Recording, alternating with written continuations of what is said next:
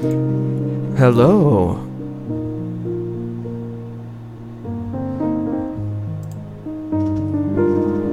Ah, yes. Hello. Seems to be working so far.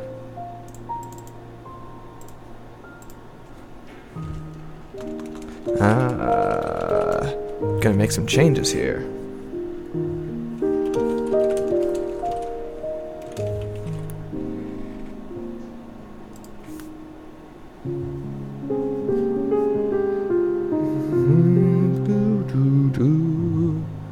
Boo boo boo. Boo boo boo boo boo boo boo boo.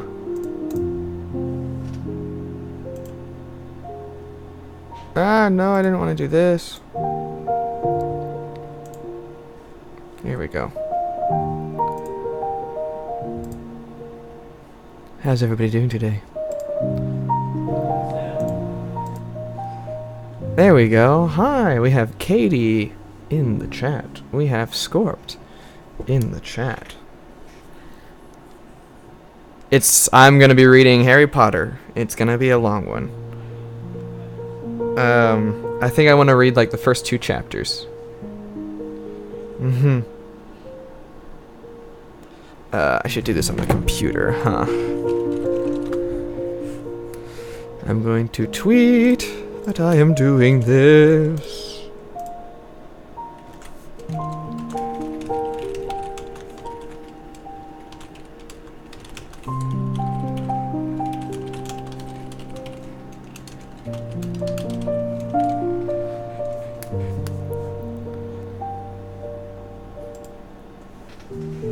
Alrighty.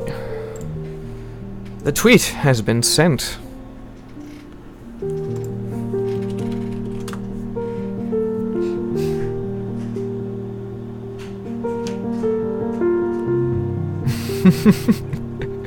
Hello! Eat my tarts! This cosmic dance of bursting decadence and withheld permissions twists all our arms collectively, but if sweetness can win, and it can, then I'll be here tomorrow to high-five you yesterday, my friend. Peace. Yeesh. That is a quote from Adventure Time, the royal tart holder, I think that's what he's called.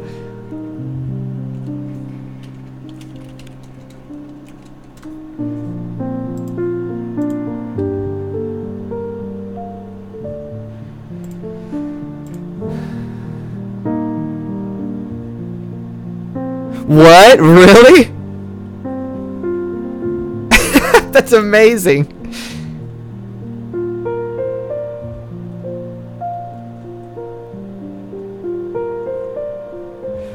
I see.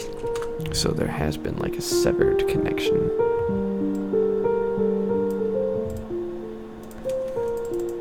Copy.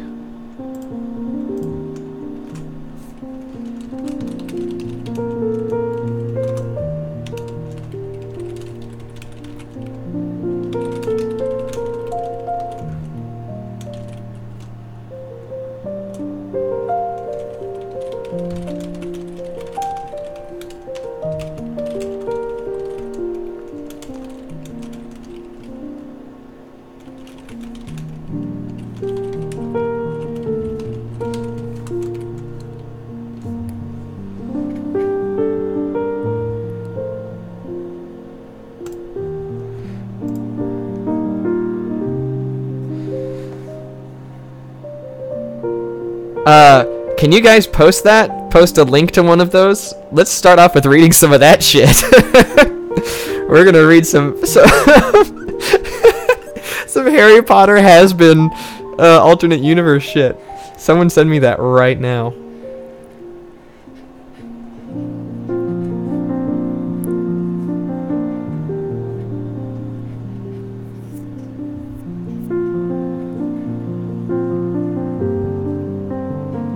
That's funny.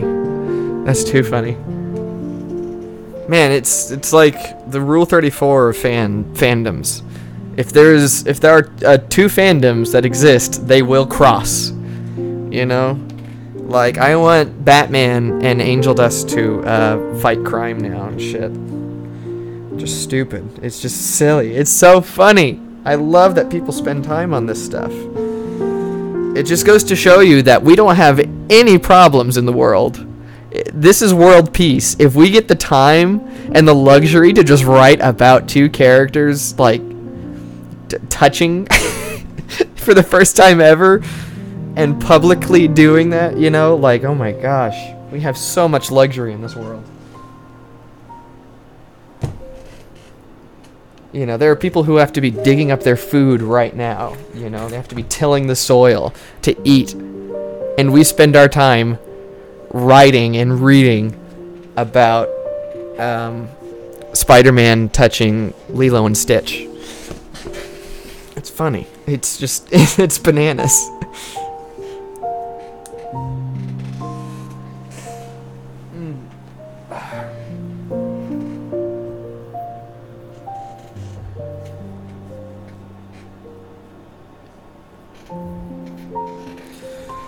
Ah, goodness gracious.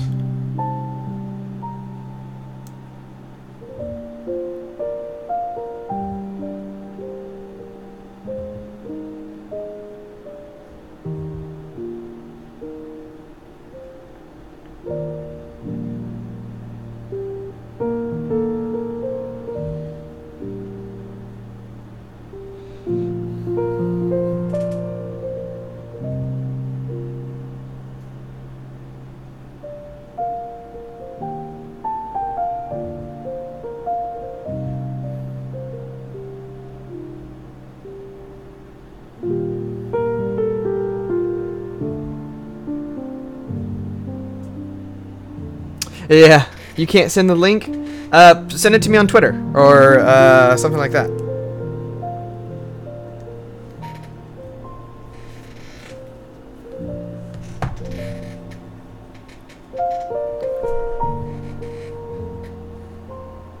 Welcome. Today I decided to add a nice little ambient background to accompany our nice ambient music. Just want to create a very comfortable environment where we can all just sit and enjoy some fine piano all the time.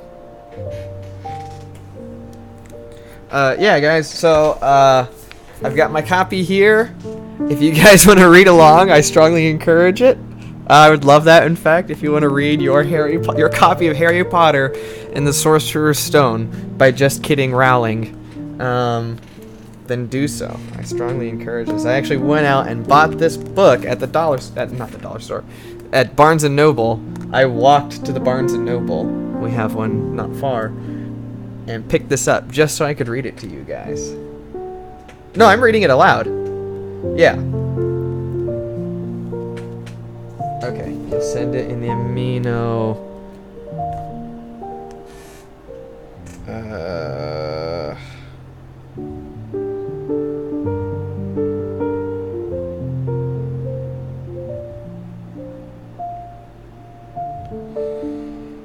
Do do do do do do do do do.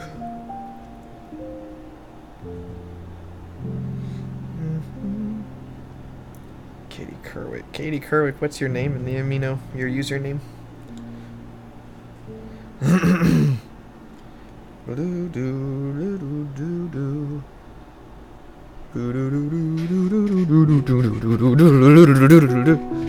I'm looking at my phone.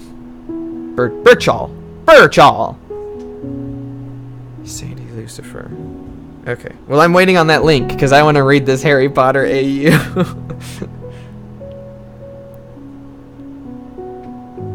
Like, I want to start off reading that. That sounds like it's a fucking blast.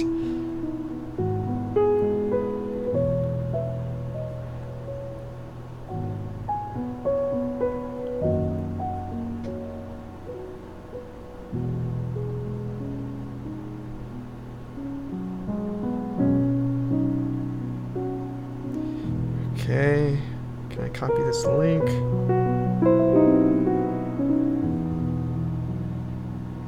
What was that noise? Oh, yay! Thank you for subscribing. Yeah, getting some Windows updates here. Sorry about that. Open in app. Is there a way I can just copy link? Here we go. Alright, I gotta send it to myself so I can get it on my computer. Here we go. Paste, send.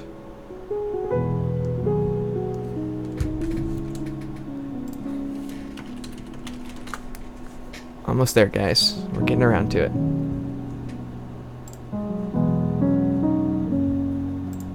Okie dokie.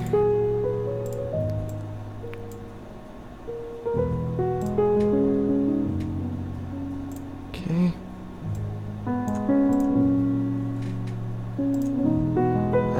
Da da da da da.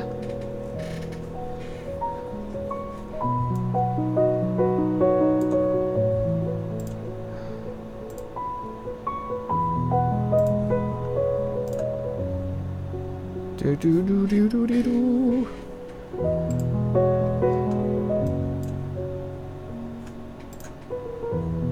Crap, did I close it out? No, there it is.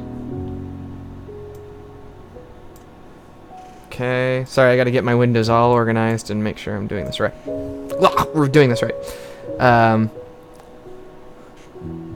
Okie dokie. I'm really bad at fanfic though. Reads video title Harry Potter. Bloody hell yeah. Oh, it's just pictures they drew? It's not written out? Oh. Okay. Let's see this then. We'll put this over here. You're a wizard, Lola. I'm a what? But I'm just Lola. I can't remember what I've forgotten. Who's this supposed to be? Oh, that's Snape. Sativa, Hagrid, and Sparks Longbottom belong to me. Lola Potter belongs to Lola Lovestruck. Matthias Weasley belongs to Ellen Jello. Professor Flames belongs to Evil Assumptions. And the joke is, I don't fucking know. Probably. I don't understand this, but I love it anyway. Yeah.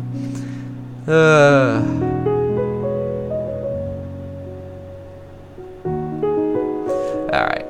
I won't embarrass them anymore.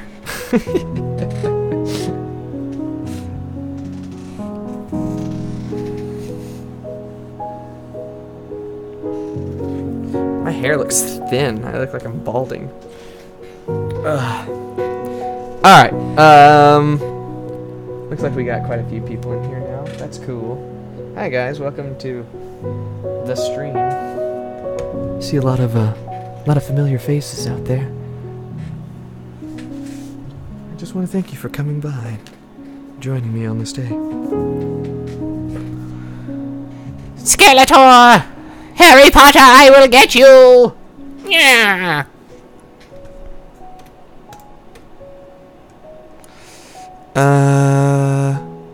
Calm piano music. We'll pause that.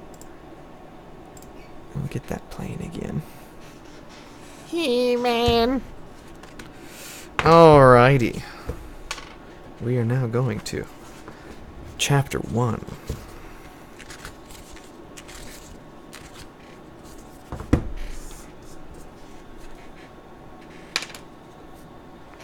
Okay.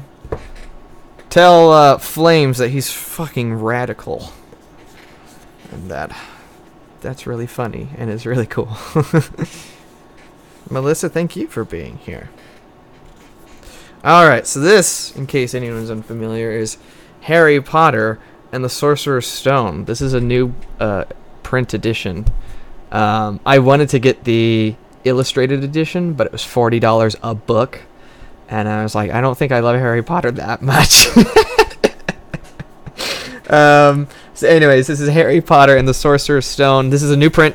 It's really cool. All the covers, you can like lay them side by side, and it's all one big image that continues across. That's really cool. So I plan on just buying this edition so I can do that myself. So anyways, J.K. Rowling, Harry Potter and the Sorcerer's Stone. Chapter 1. The Boy Who Lived. Mr. and Mrs. Dursley of number 4 Privet Drive were proud to say that they were perfectly normal, thank you very much. They were the last people you'd expect to be involved in anything strange or mysterious, because they just didn't hold with such nonsense. Mr. Dursley was the director of a firm called Grunnings, which made drills. He was a big, beefy man with hardly any neck, although he did have a very large mustache. Mrs. Dursley was thin and blonde, and had nearly twice the usual amount of neck, which came in very useful as she spent so much of her time craning over garden fences, spying on the neighbors. The Dursleys had a small son called Dudley, and in their opinion there was no finer boy anywhere. The Dursleys had everything they wanted, but they also had a secret, and their greatest fear was that somebody would discover it. That's a cliffhanger on the first page right there. Dun, dun, dun. Harry Potter, the Boy Who Lifted. He's like, I'm gonna get jacked, Hermione. All the babes are gonna love me, Hermione. I'm gonna get jacked because I keep lifting so much. Yeah. Anyways. Let's see, where's the best place to read this? Because I want to, be able to see you guys talking, but still look natural.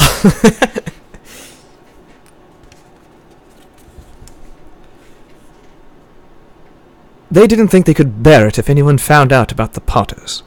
Mrs. Potter was Mrs. Dursley's sister, but they hadn't met for several years, in fact. Mrs. Dursley pretended she didn't have a sister, because her sister and her good-for-nothing husband were as un-Dursley-ish as it were possible to be. The Dursleys shuddered to think that the neighbors would say... Sorry, the little notifications. I should probably take this off. I think the noise is getting to me. So I think I might start over. Dumbledore is gay! Dumbledore is so gay! Let's see. If I have the microphone over here, can you guys still hear me good? Because, I want to be in a more of a resting position. How's the microphone on this?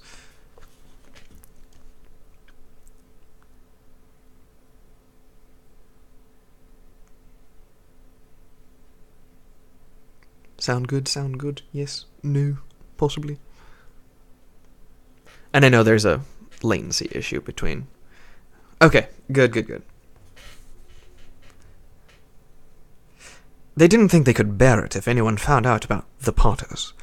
Mrs. Potter was Mrs. Dursley's sister, but they hadn't met for several years. In fact, Mrs. Dursley pretended she didn't have a sister, because her sister and her good-for-nothing husband were as un-Dursley-ish as it was possible to be. The Dursleys shuddered to think what the neighbors would say if the Potters arrived in the street. The Dursleys knew that the Potters had a small son, too, but they had never seen him. This boy was another good reason for keeping the Potters away. They didn't want Dudley mixing with a child like that. When Mr. and Mrs. Dursley woke up on the dull grey Tuesday our story starts, there was nothing about the cloudy sky outside to suggest... I was reading this perfectly by myself, but now I'm a little nervous. There was nothing about the cloudy sky outside to suggest that strange and mysterious things would soon be happening all over the country. Mr. Dursley hummed as he picked out his most boring tie for work, and Mrs. Dursley gossiped away happily as she wrestled a screaming Dudley into his high chair. None of them noticed a large, tawny owl flutter past the window. At 8:30, Mr. Dursley picked up his briefcase, pecked Mrs. Dursley on the cheek, and tried to kiss Dudley goodbye, but missed, because Dudley was now having a tantrum and throwing his cereal at the walls.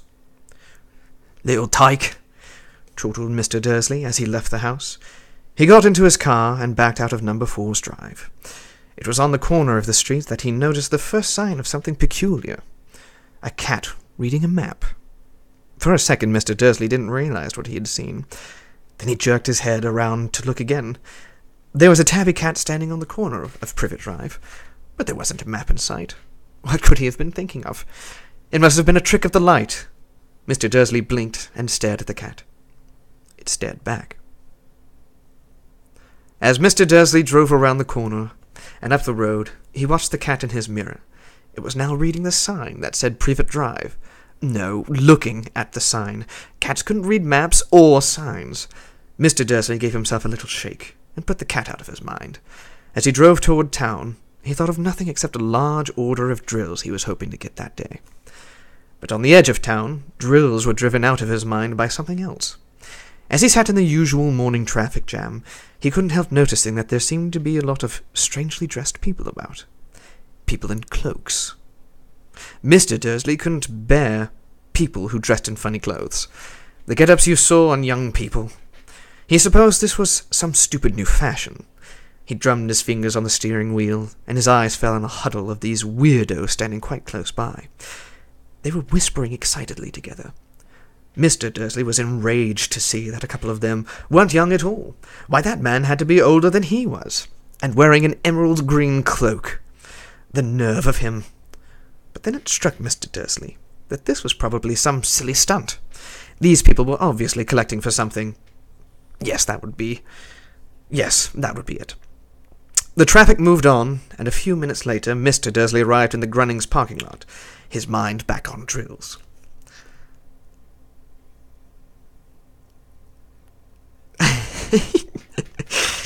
Oh, I see ya.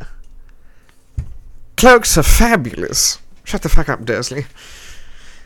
Mr. Dursley always sat with his back to the window in his office on the 9th floor. If he hadn't, he might have found it harder to concentrate on drills that morning. He didn't see the owls swooping past in broad daylight, though people down on the street did. They pointed and gazed open-mouthed as owl after owl sped overhead. Most of them had never seen an owl even after night. Most of them had never seen an owl even at night time. Mr. Dursley, however, had a perfectly normal owl-free morning. He yelled at 5 different people. He made several important telephone calls and shouted a bit more. He was in a very good mood until lunchtime, when he thought he'd stretch his legs and walk across the road to buy himself a bun from the bakery. He'd forgotten all about the people in cloaks until he passed a group of them next to the baker's. He eyed them angrily as he passed. He didn't know why, but they made him uneasy. This bunch were whispering excitedly too, and he couldn't see a single collecting tin. It was on his way back past them, clutching a large doughnut in a bag, that he caught a few words of what they were saying. The Potters, that's right, that's what I heard. Yes, their son, Harry. Mr. Dursley stopped dead.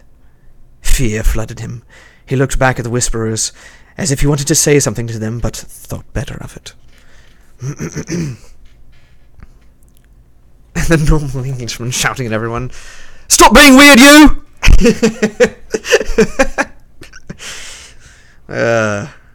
I'm just expressing my individual right as a person to express myself through my cloak. Fuck off, you! He dashed back across the road, hurried up to his office, snapped at his secretary not to disturb him, seized his telephone, and had almost finished dialing his home number when he changed his mind. He put the receiver back down and stroked his mustache, thinking, no, he was being stupid. Potter wasn't such an unusual name. He was sure there was lots of people called Potter who had a son called Harry. Come to think of it, he wasn't even sure his nephew was called Harry. He'd never even seen the boy. It might have been Harvey or Harold. There was no point in worrying Mrs. Dursley. She always got so upset at any mention of her sister. He didn't blame her, if he'd had a sister like that. But all the same, those people in cloaks. He found it a lot harder to concentrate on drills that afternoon, and when he left the building at 5 o'clock, he was still so worried that he walked straight into someone just outside the door. "Sorry," he grunted, as the tiny old man stumbled and almost fell. It was a few seconds before Mr. Dursley realized that the man was wearing a violet cloak. He didn't seem at all upset at being almost knocked on the ground. On the contrary, his face split into a wide smile, and he said in a squeaky voice that made passerby stare, Don't be sorry, my dear sir, for nothing could upset me today. Rejoice, for you know who has gone at last. Even muggles like yourself should be celebrating this happy, happy day. And the old man hugged Mr. Dursley around the middle and walked off. Mr. Dursley stood rooted to the spot. He had been hugged by a complete stranger. He also thought he had been called a muggle, whatever that was. He was rattled. he hurried to his car and set off for home, hoping he was imagining things which he had never hoped before, because he didn't approve of imagination. As he pulled into the driveway of number 4, the first thing he saw, and it didn't improve his mood, was the tabby cat he'd spotted that morning. It was now sitting on his garden wall. He was sure it was the same one. It had the same markings around its eyes. "Shoo!" said Mr. Dursley loudly. The cat didn't move. I just want to read the comments real quick. Harold could be Harry. That could be him. To Glassburn. It is a hot fanfic. Mr. Dursley was thinking about drills all morning. Oh, the drills, Mr. Dursley. So he just shouted shoo. The cat didn't move. It just gave him a stern look. Was this normal cat behavior? Mr. Dursley wondered. Trying to pull himself together, he let himself into the house. He was still determined not to mention anything to his wife. Mrs. Dursley had had a nice normal day. She told him over dinner all about Mrs. Next Door's problems with her daughter, and how Dudley had learned a new word, won't. Mr. Dursley tried to act normally. When Dudley had been put to bed, he went into the living room in time to catch the last report on the evening news. And finally, bird watchers everywhere have reported that the nation's owls have been behaving very unusually today. Although owls normally hunt at night and are hardly ever seen in the daylight, there have been hundreds of sightings of these birds flying in every direction since sunrise. Experts are unable to explain why the owls have suddenly changed their sleeping pattern. The newscaster allowed himself a grin. Most mysterious. And now, over to Jim McGuffin with the weather. Going to be any more showers of owls tonight, Jim? Well, Ted, said the weatherman, I don't know about that, but it's not only the owls that have been acting oddly today. I know this is Australian, but he's an alien. Viewers as far apart as Kent, Yorkshire, and Dundee have been phoning in to tell me that instead of the rain I promised yesterday, they've had a downpour of shooting stars. Perhaps people have been celebrating Bonfire Night early. It's not until next week, folks, but I can promise a wet night tonight.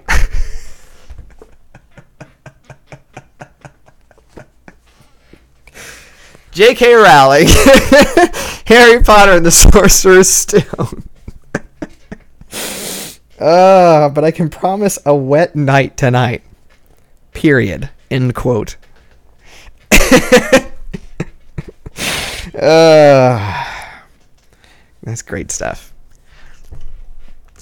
Mr. Dursley sat frozen in his armchair. Shooting stars all over Britain? Owls flying by daylight? Mysterious people in cloaks all over the place, and a whisper about the Potters. Mrs. Dursley came into the living room carrying 2 cups of tea. It was no good. He'd have to say something to her. He cleared his throat nervously. Petunia, dear, you haven't heard from your sister lately, have you? As he had expected, Mrs. Dursley looked back shocked and angry. After all, they normally pretended she didn't have a sister. No, she said sharply. Why? Funny stuff on the news, Mr. Dursley mumbled. Owls, shooting stars, and there were a lot of funny-looking people in town today. So, snapped Mrs. Dursley. Well, I just thought maybe it was, something to do with, her crowd. Mrs. Dursley sipped her tea through pursed lips. Mr. Dursley wondered whether he dared tell her he had heard the name Potter. He decided he didn't dare. Instead, he said, as casually as he could, "Their son, he'd be about Dudley's age now, wouldn't he?" "I suppose so," said Mrs. Dursley stiffly. "What's his name again?" "Howard, isn't it?" "Harry. Nasty common name, if you ask me." "Oh, yeah, said Mr. Dursley, his heart sinking horribly. "Yes, I quite agree." He's just trying to play it off. Sassy finger snap. Shut the fuck up. They don't look weird. They look fabulous. He didn't say another word on the subject as they went upstairs to bed. While Mrs. Dursley was in the bathroom, Mr. Dursley crept to the bedroom window and peered down into the front garden. The cat was still there. It was staring down Privet Drive as though it were waiting for something. Was he imagining things?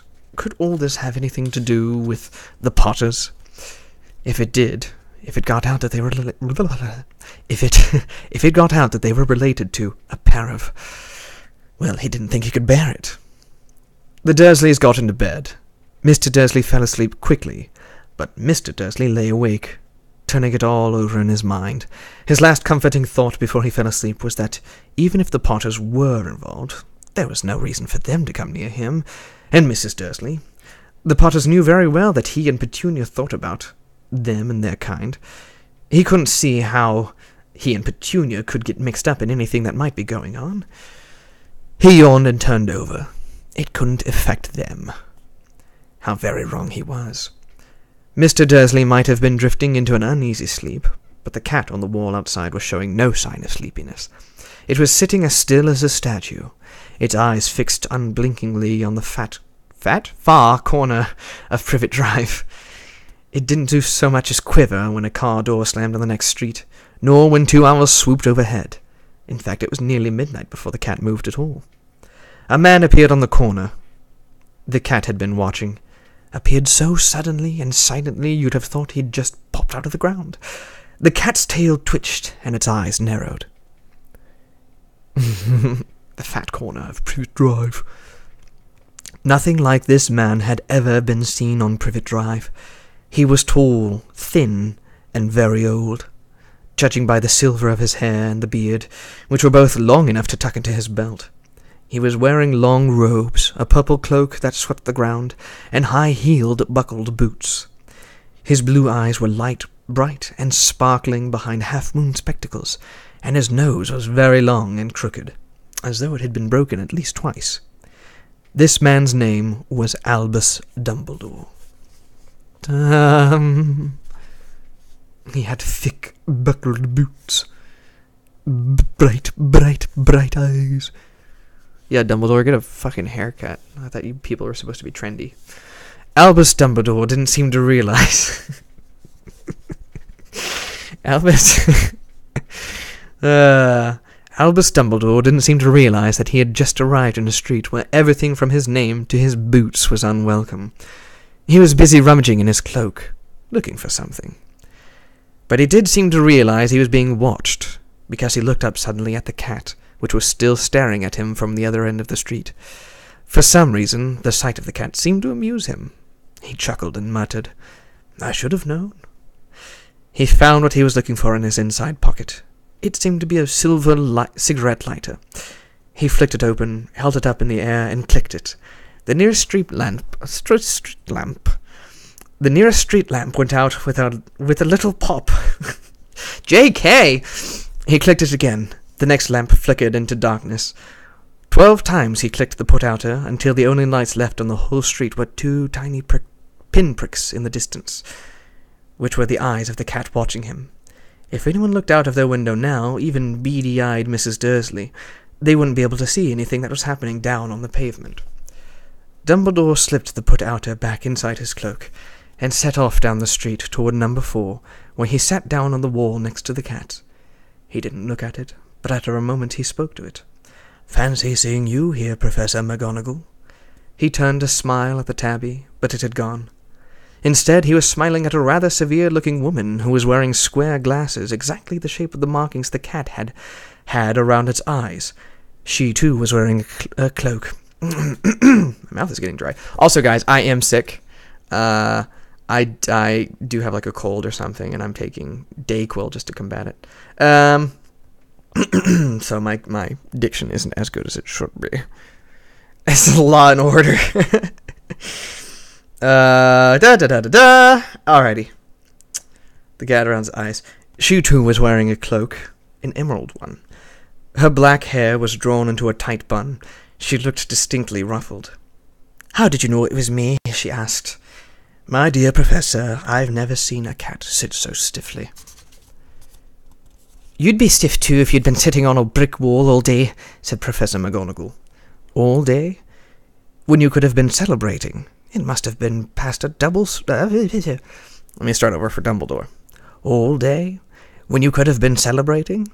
I must have passed a dozen feasts and parties on my way here. Professor McGonagall sniffed angrily. Oh, yes, everyone's celebrating all right, she said impatiently. You'd think they'd be a bit more careful, but no.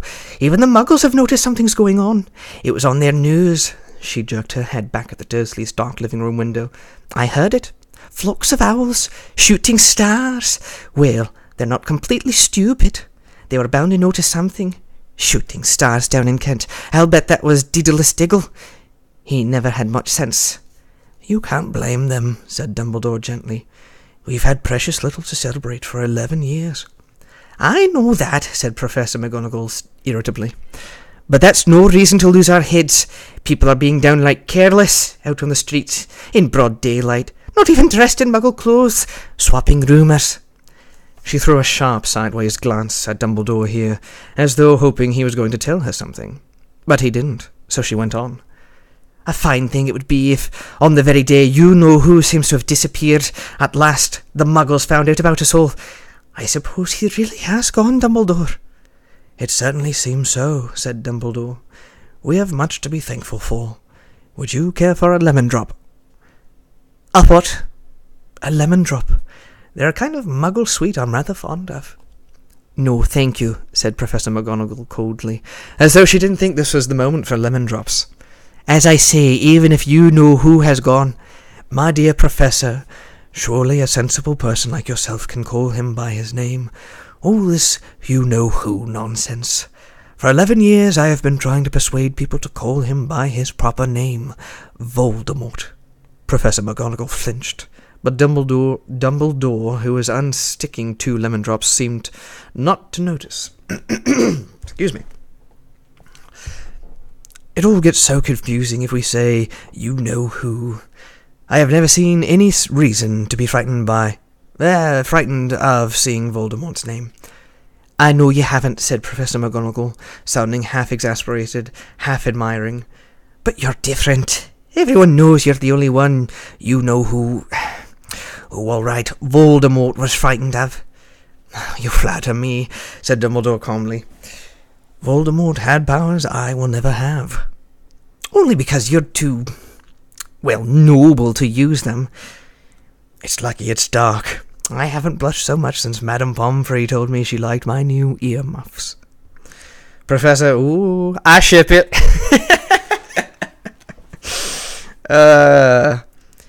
It seemed that Professor McGonagall had reached the point she was most anxious to discuss, the real reason she had been waiting on a cold, hard wall all day, for neither as a cat nor as a woman had she fixed Dumbledore with such a piercing stare as she did now.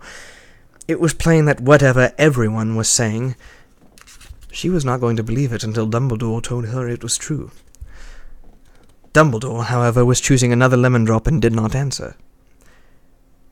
What they're saying, she pressed on, is that last night Voldemort turned up in Godric's Hollow. He went to find the Potters. The rumour is that Lily and James Potter that they're dead. Dumbledore bowed his head. Professor McGonagall gasped. Lily and James? I can't believe it. I didn't want to believe it. Oh, Albus. Dumbledore reached out and patted her on the shoulder. I know, he said heavily. Professor McGonagall's voice trembled as she went on. That's not all. They're saying he tried to kill the Potter's son, Harry. But he couldn't. He couldn't kill that little boy. No one knows why or how, but they're saying that when he couldn't kill Harry Potter, Voldemort's power somehow broke, and that's why he's gone. Dumbledore nodded glumly. It's true. That's McGonagall. It's true, faltered Professor McGonagall. After all he's done, all the people he's killed, he couldn't kill a little boy. It's just astounding. Of all the things to stop him, but how in the name of heaven did Harry survive? We can only guess, said Dumbledore. We may never know. Professor McGonagall pulled out a lace handkerchief and dabbed at her eyes beneath her spectacles. Dumbledore gave a great sniff as he took a golden watch from his pocket and examined it. It was a very odd watch. It had 12 hands, but no numbers. Instead, little planets were moving around the edge. It must have made sense to Dumbledore, though, because he put it back in his pocket and said, "Hagrid's late. I suppose it was he who told you he'd be here, by the way." "Yes," said Professor McGonagall, "and I don't suppose you're going to tell me why you're here of all places." "I've come to bring Harry to his aunt and uncle. They're the only family he has left now." "You don't mean... You can't mean... the people who live here?" cried Professor McGonagall, jumping to her feet and pointing at number 4.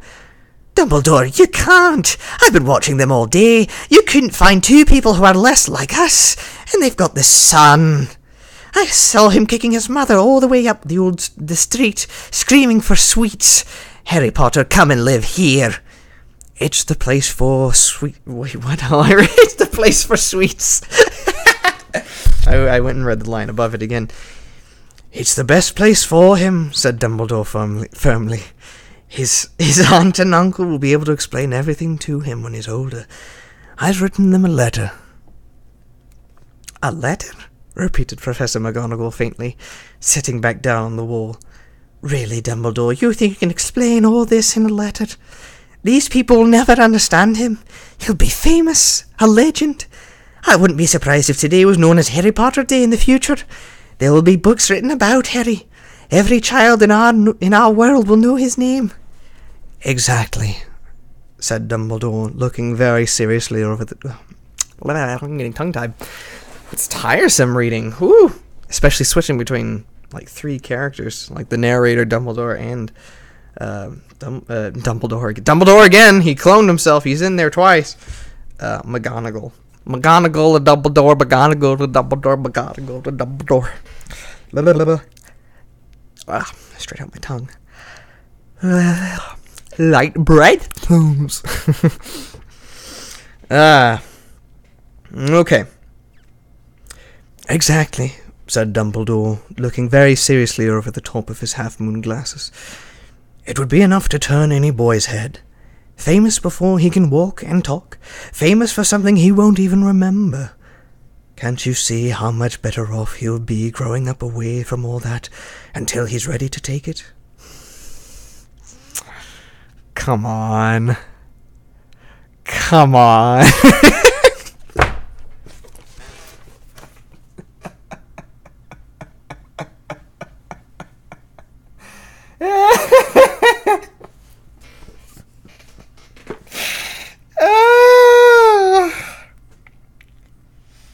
JK. I had green stuff dislodged from that laughter. Dumbledore. Come on, Dumbledore. Phrasing!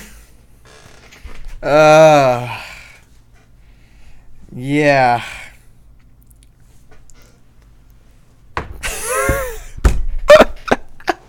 I just read it again. It's still good. Okay, here we go again. We're going to read this again. Wet night, Dumbledore. It's going to be a wet night. Dumbledore shows up on this little boy's yard and tells him that he'll be able to take it in time. Dumbledore. Come on, bro. Phrasing.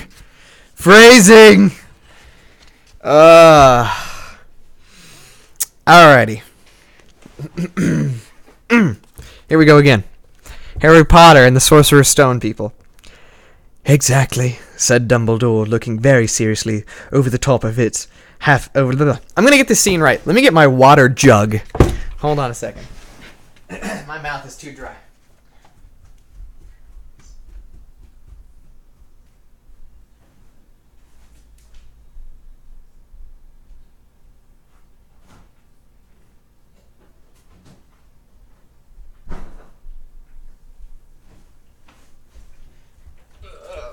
Here I come.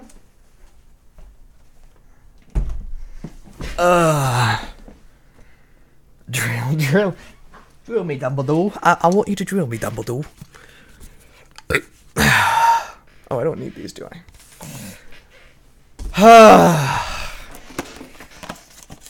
It's a lot. It takes a lot to do all 3 characters at once. I thought being Angel alone was bad. Woo, man. I can see how this is like good exercise though for voice actors. Like I have teachers, and all of my teachers have said like you got to read yourself aloud and stuff like that. I can see the merit.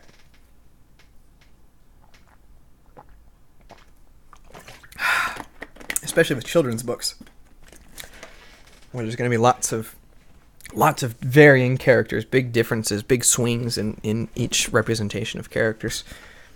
Fascinating stuff. Alrighty.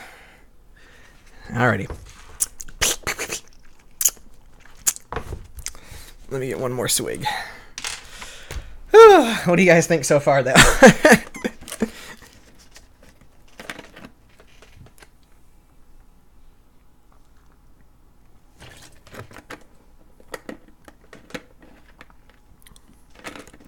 Dumbledore wants to drill everybody.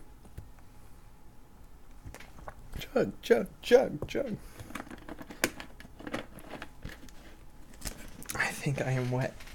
Gross.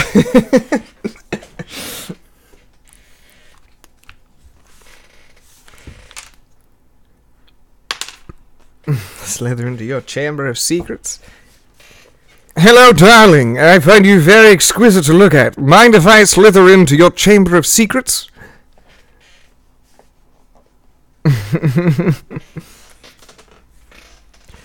I would like to buy you a drink and then slither into your chamber of secrets. You're a female, I am male.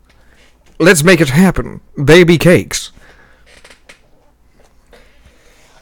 Whew, it is getting warm in here, I do confess. But I've got like the AC off and stuff for sound quality. But I think fuck you guys, I'm about my comfort right now. It's too hot. This Harry Potter fan fiction is getting me too hot. I am male, you are female. Alrighty. Yeah, the water didn't help. It just made it worse. I'm too phlegmy. I got sick like 2 days ago. Anyways. Back to where we were. Exactly, said Dumbledore, looking very seriously over the top of his half-moon glasses. It would be enough to turn any boy's head. Famous before?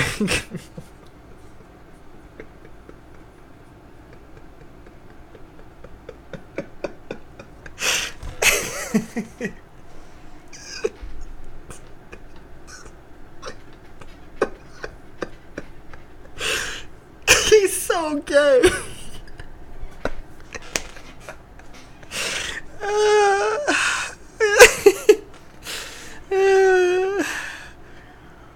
Oh, man.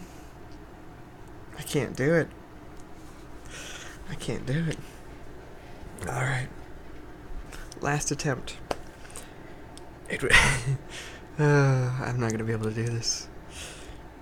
It would be enough to turn any boy's head. Famous before he can walk and talk. Famous for something he won't even remember. Can't you see how much better off he'll be growing up away from all that until he's ready to take it?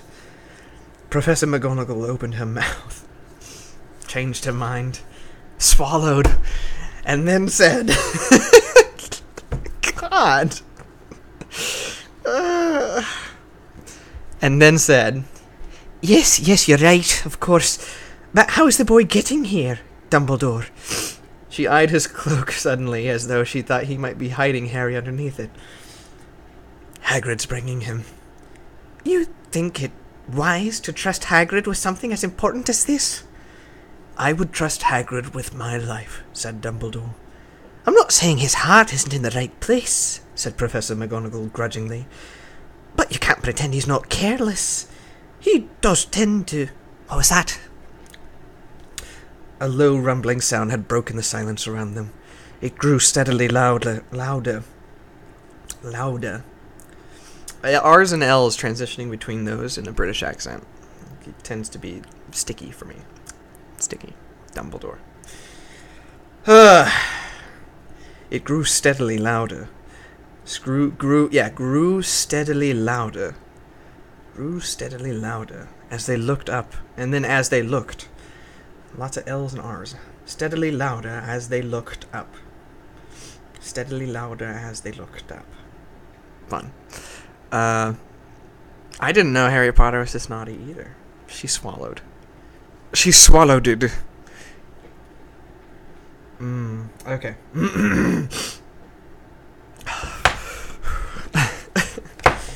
Seriously. It grew steadily louder as they looked up and down the street for some sign of a headlight. It swelled to a roar as they both looked up at the sky. Yeah, there's a lot of looked, swelled, looked up, looked louder. Street, steadily as they... Street looked up, louder, street for some sign, headlight, louder, looked. Looked up, street, looked up the street steadily. Yeah. A low rumbling sound had broken the silence around them. It grew steadily louder as they looked up and down the street for some sign of a headlight. It swelled to a roar as they both looked up at the sky, and a huge motorcycle fell out of the air. Out, up, down, out of the air, and landed on the road in front of them.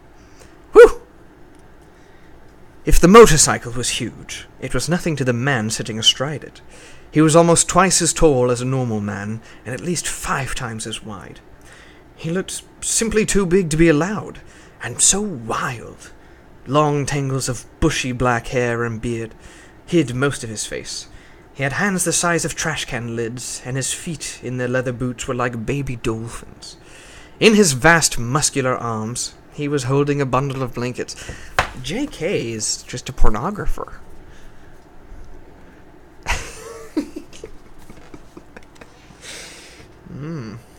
What are those blankets for, Hagrid? Are we going to have a picnic?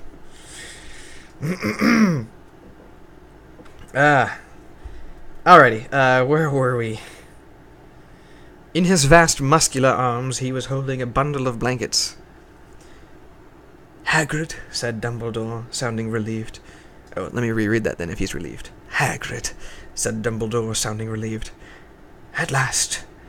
And where did you get that motorcycle? Borrowed it, Professor Dumbledore, sir, said the giant, climbing carefully off the motorcycle as he spoke. Young Sirius Black lent it to me. I've got him, sir. No problems, were there? No, sir. House was almost destroyed, but I got him out all right before the Muggles started swarming round. He fell asleep as we were flying over Bristol. Dumbledore and Professor McGonagall bent forward. That was a weird one. Forward. Dumbledore and Professor McGonagall bent forward. McGonagall bent forward. Yeah, it's McGonagall bent forward. Very British words there. McGonagall. See, we just say McGonagall.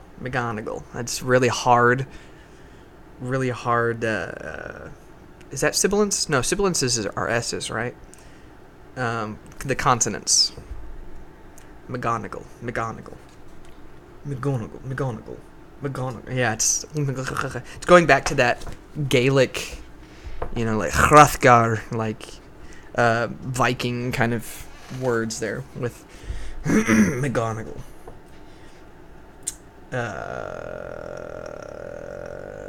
Alright, where were we?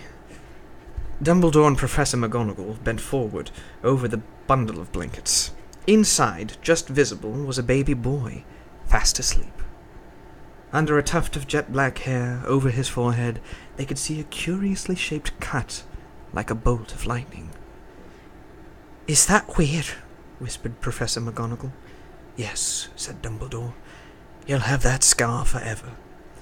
Couldn't you do something about it, Dumbledore? Even if I could, I wouldn't. Scars can come in handy.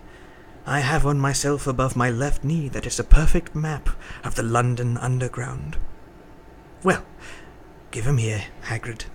We'd better get this over with. Dumbledore took Harry in his arms and turned toward the Dursleys' house. Could I say goodbye to him, sir?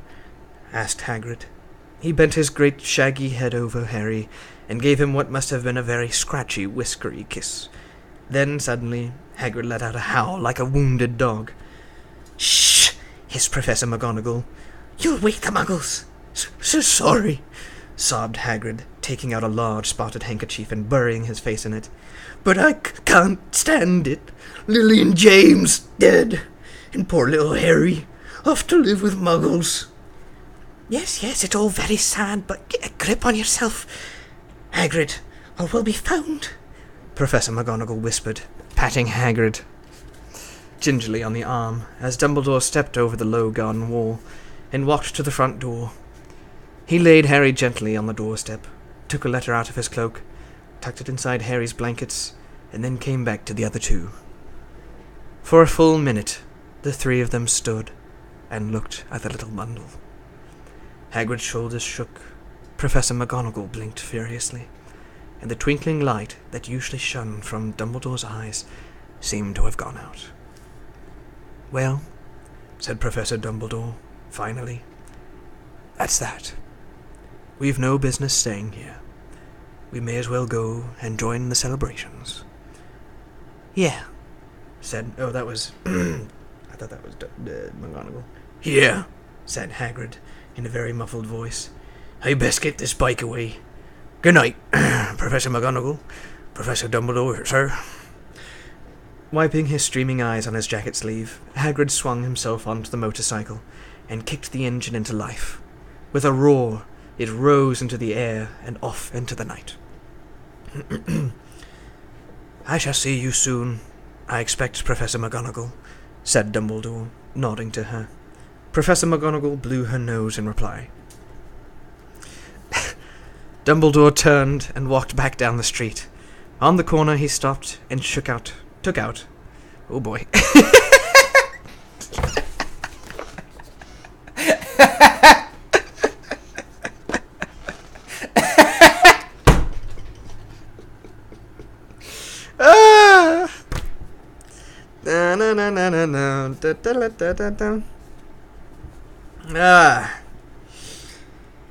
Where was I?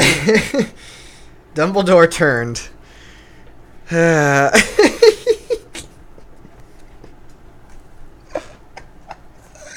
This book is gonna... I'm 16 pages in. That's only 16 pages, and we've already come this far with how suggestive everything is. Oh my god, this is 300 pages? 310 pages.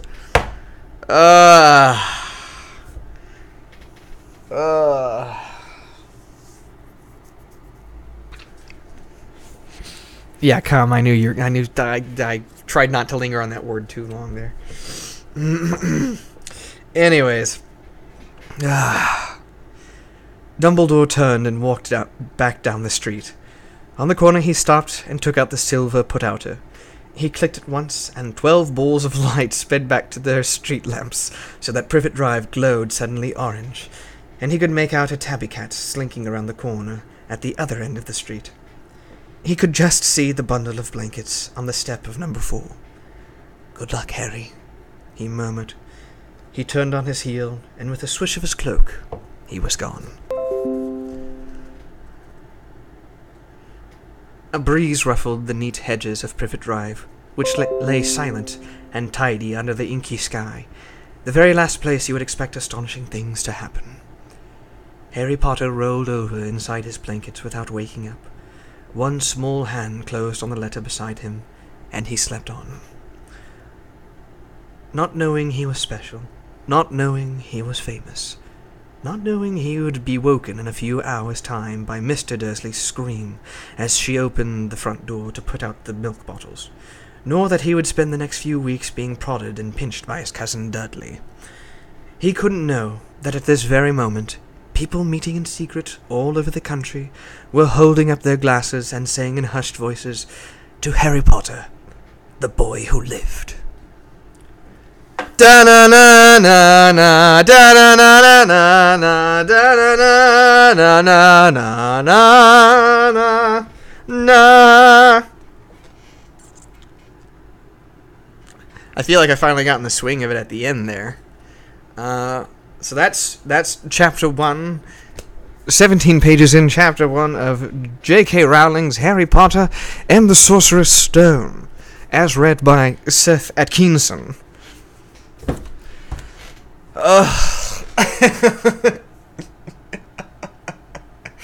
Oh, what a great book. What a great fucking book. So let's digest what we've read, people. Let's go over chapter 1. Something that caught my attention at the end, milk bottles. Scorps, you're Scottish. Are there still milk bottles that are put out, and are there still milkmen? Is that still like at least in smaller towns and things like that? Like, is there still a milkman? Is there still like a local dairy that is the milkman?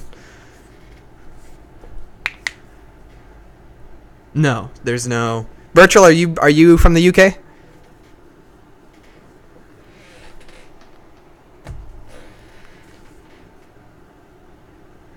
Yeah, please inform me. Oh, let me put on piano music while we discuss.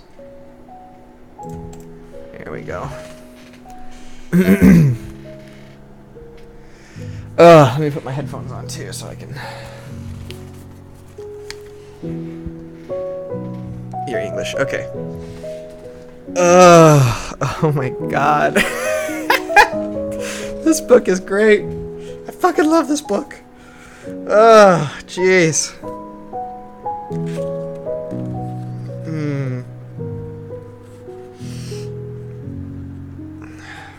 Okay, so, but at least until recently, there have been milkmen in what I would call modern England.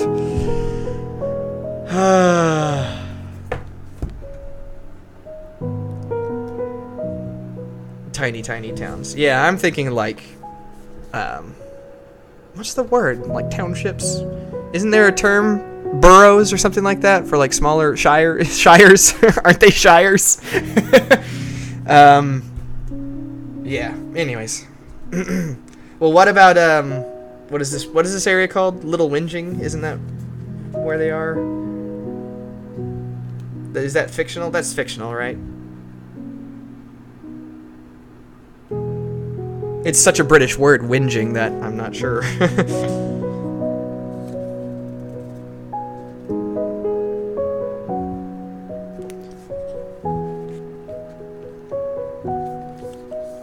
Oh boy. Where is it at?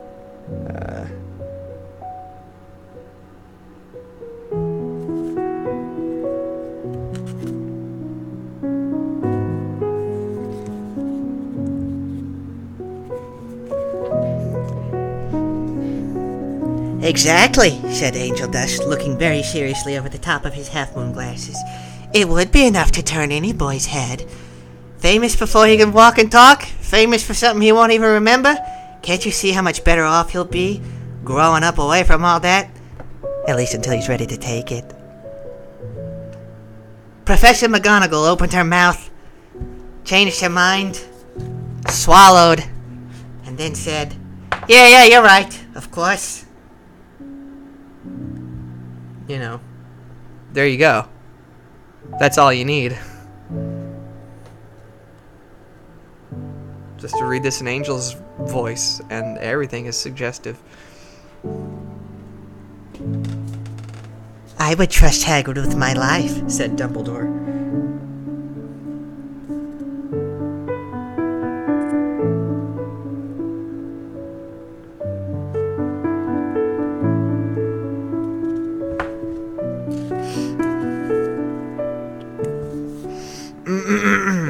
Yeah, I mean, it was gonna happen. Dumbledore stepped over the low garden wall and walked to the front door. Wait a minute. Oh, that's not it.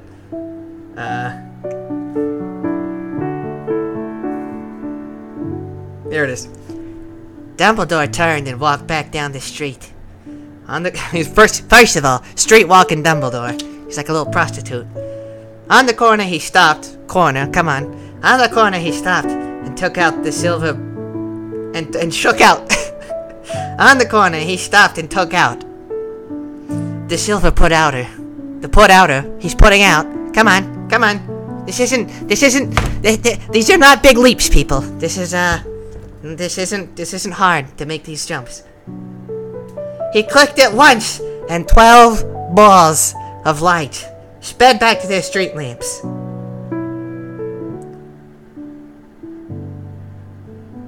"12 balls. That's 6 daddies. 6 leather daddies. Oh boy. Oh, this is too funny.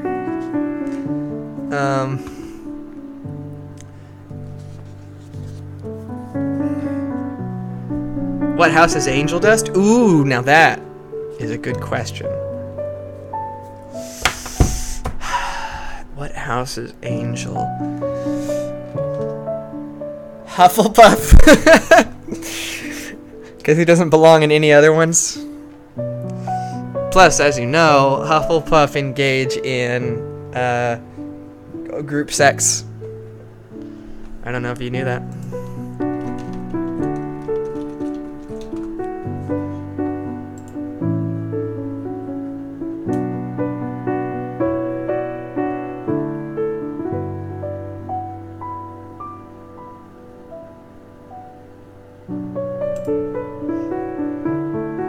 There we go. Here's the proof. I had to look for it. Does Hogwarts have sex ed classes? J.K. Rowling.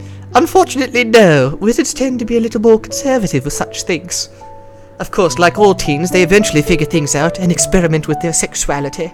For example, group masturbation sessions are exceedingly common in the Hogwarts dormitories, particularly Hufflepuff, says J.K. Rowling.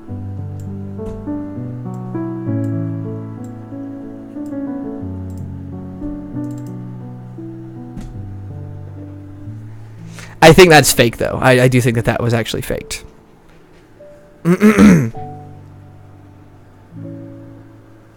Slytherin are masturbators. They're too selfish to be in orgies. Oh, man. That took a lot out of me. That was so much fun, though.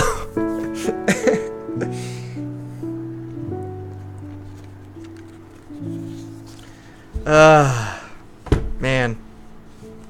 So, guys, read on, or well, we haven't discussed a lot yet. We didn't discuss everything fully. We got caught up in all the sexual innuendo. I want to actually talk about like the first chapter. Really interesting way Rowling writes. Very roundabout way of getting to a point. It's like he would have done this, except that the thing had been doing this for so long that it didn't cross his mind at this particular point. It's like really roundabout. She covers 3 topics at once. Character A would have done this, except that character B was also doing this at the same time, which meant that character A didn't feel like doing it anymore. She does that kind of weird thing.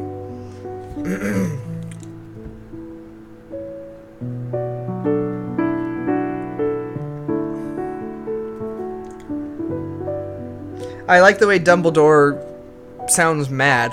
Like he sounds crazy. He just says really weird, bizarre things that everyone else is just like, is he serious? Like, because we know he's like super powerful. Is he serious? Is that Dumbledore's sense of humor? Like, even if I could, I wouldn't. Scars can come in handy. I have one myself above my left knee that is a perfect map of the London Underground. Well, give him here. Like, it's like, are you serious? Like, is that true? Are you that magical that your scar is a perfect representation?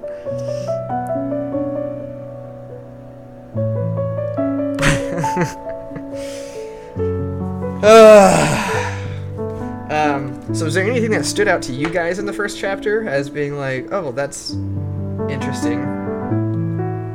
Also, is the music too loud? It's kind of loud in my ear.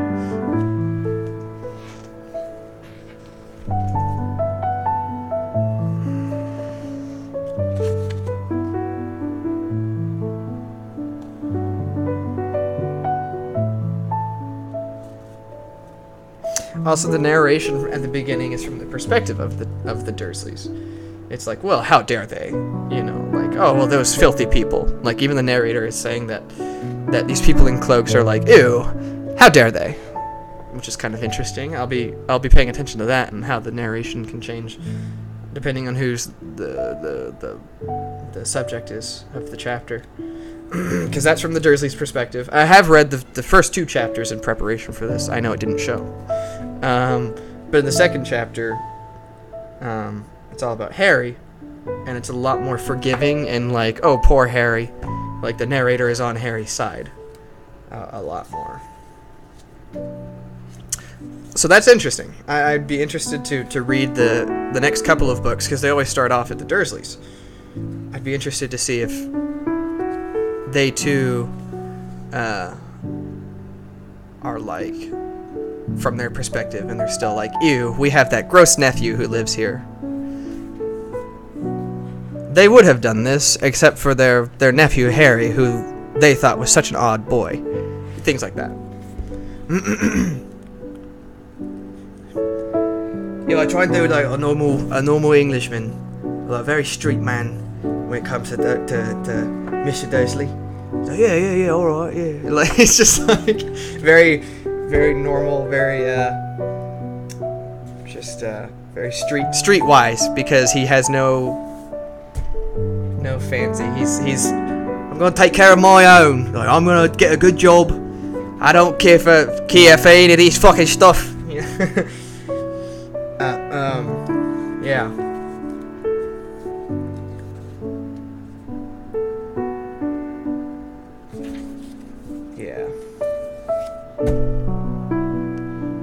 Hogwarts is in Scotland. Hogwarts is in Scotland. Drill. Yeah, he does love drills. He definitely wants to get home and talk to drills. Talk to drills. He goes out in the back in his shed. I love you. You're my favourite tool, you know that? You've given me so much in life. My fucking wife hasn't even given me as much as drills have. Fucking Petunia. That stupid bitch.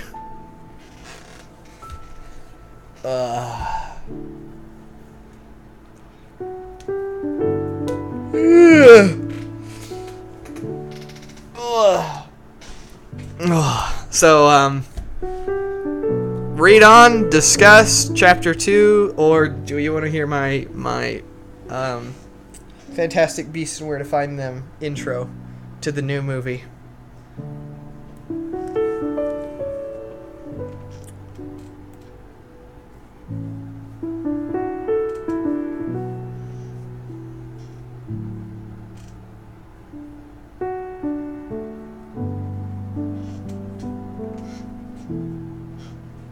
I'm just waiting for responses. Latency again. Latency is an issue.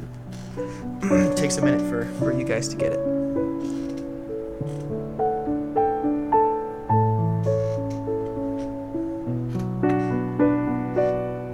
The answer is yes. Specifics, guys. I'm gonna do what you want to do. So, like, sound off. Sound off. What do you want? You want me to keep reading? You want me to read the Fantastic Beasts and Where to Find Them fanfic I'm writing? Or do we want to discuss Harry Potter as a whole? Because that would be fun too. We could talk about the movies and the books. We could talk about the movie Fantastic Beasts and Where to Find Them.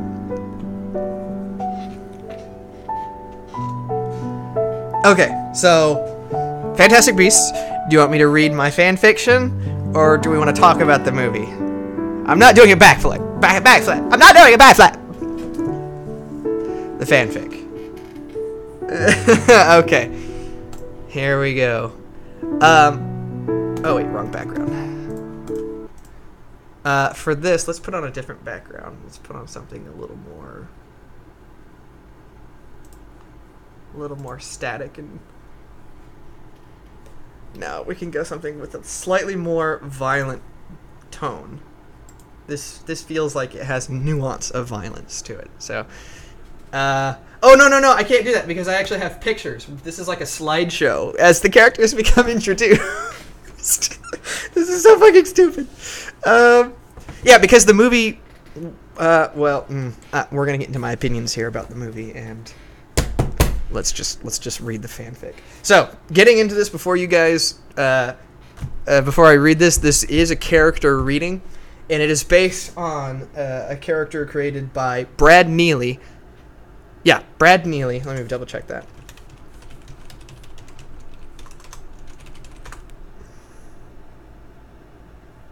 Brad Neely. I just wanted to double check my sources and give credit where it's due. So this is a character created by Brad Neely, as he created this audio track that would be played over the first Harry Potter movie. And it was called Wizard People Dear Reader. And he narrates over the movie as if it's a book on tape, as if the movie was a book that is currently on the screen. It's genius. And nothing about it is correct. None of the names are accurate. It's literally just this guy creates this universe using the Harry Potter names and kind of sticks to the visuals of what's happening. I highly recommend it. I highly, highly recommend it. You can find it on YouTube. It's called Wizard People Dear Reader. And the user I always recommend that has, because a couple of people have uploaded it, the best upload is from somebody named Metroid, like 00000, something like that. And there's one chapter missing in it. I also have the file for it. If anybody wants it, I will actually send it to you, because I would love to share the gospel of Wizard People Dear Reader. Anyways, so this is my retelling of what I think the next movie is going to be, in the vein of Fantastic Beasts and Where to Find Them, the Crimes of Grindelwald, whatever the fuck it's called now. Alrighty. Fantastic Beasts and Where to Find Them, the Crimes of Grinder. The night was dark and mysterious in the back alleys of New York, America. The nightly street sweeps were busy brushing away the filth of the day, removing discarded needles, uneaten pizza crusts, empty Starbucks coffee cups, and the dead, and other New York-like fodder. The streetwalkers were finished for the evening, tired and sticky. The homeless were particularly nervous tonight. Apparently, many of their friends had been disappearing lately, vanishing into the night without a trace, like my father's love for his family. In a nearby alley, stooped naked over a fresh hobo kill, a wizard in remission, whose powers are so unused that they ooze out of his pores like baby oil on a prom date. He is well known for his ability to kill and for his haircut, which is notably the worst in the wizarding world. His name is Mo, and he sustains his powers by feasting on the easily attained innards of the ill-equipped homeless. When at the mouth of the alleyway appears from the mirror dimension Dr. Animals. Mo from the Three Stooges looks up. He snaps a finger off of the hobo, sucks it like a sweaty lollipop, and says, "What took you so long?" Dr. Animals tips his hat genially and says, "You're not an easy man to find. I had to meet with some Native American shaman wizards just to scry for your location. And locate you I did." Mo bites the finger in half. "And then," says Dr. Animals, "once the ayahuasca kicked in, I had a vision quest. A divine glimpse into the unknowable. Something beyond the mirror dimension and the likes of Dormammu. And then, just as I reached the precipice of madness upon seeing the infinite glory, I saw him, our Lord and Savior, the Blood God." Mo falls to his knees in awe at this retelling. The Blood God told me that the Grinder, our most ancient and terrible foe, with the second worst haircut in the world, is going to be released out on bail by 6 o'clock. Mo from the Three Stooges collapses into Animals' chests, vomiting uncontrollably down the freshly pressed linens of Dr. Animals. Dr. Animals wipes away the muck, understanding the gravity of what he has just told his brother in arms. For you see, once Doc Animals came down from his trip, he too had vomited into the nearly open mouths of his Native American cousins. The Native American janitor was not pleased. There, said Professor Animals. I've come up with a plan, though. I'm gonna create I'm gonna assemble a team to combat and possibly murder the shit out of the Grinder. You see, we'll avenge our fallen comrades of yore at long last. We will assemble a team of Avengers, if you will, and our team name will be the Orange Baskets. Mo stands on his feet. He devours the last of the hobo's finger, spits out a mood ring that was a devilish shade of green, and says, "You have your explosives expert, my friend. I will join you. I will join you as an orange basket, and we will fucking kill the Grinder together. And we will dance on his fucking shallowest of graves." They fist bump and kissed each other on the cheek, a magical and brotherly sign of their brotherhood. Now, we just need to enlist our seductress. And they both vanish from sight. That was chapter 1.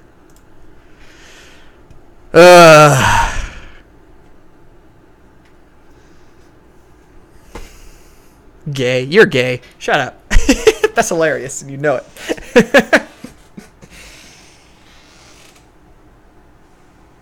Oh. Oh. Erotic. I ship it. Brotherly love. Dr. Animals. Mo from the Three Stooges. And the Grinder. And Sir not appearing in this film.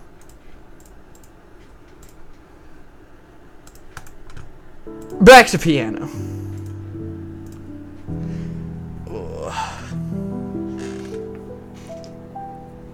Alright, so that's all of my materials. I guess.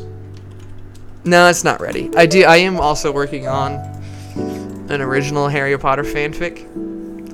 And that's what I'm most excited to read to you guys.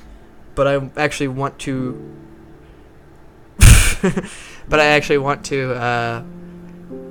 really go through and edit it and make sure it's good. And that's the reason why I want to read the Harry Potter books, is I actually want to be able to write as close as I can to J.K. Rowling's style,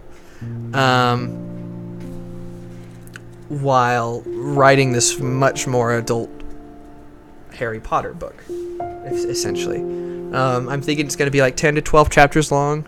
I'll tell you the premise. The premise is that Harry Potter is an adult. He's got all these very adult responsibilities, and they're still in peace times. There's no...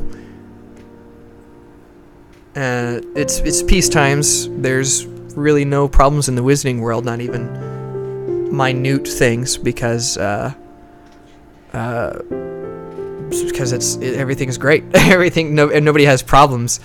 Nobody's clawing to survive, so the criminal underground is like kind of dissolved a little bit.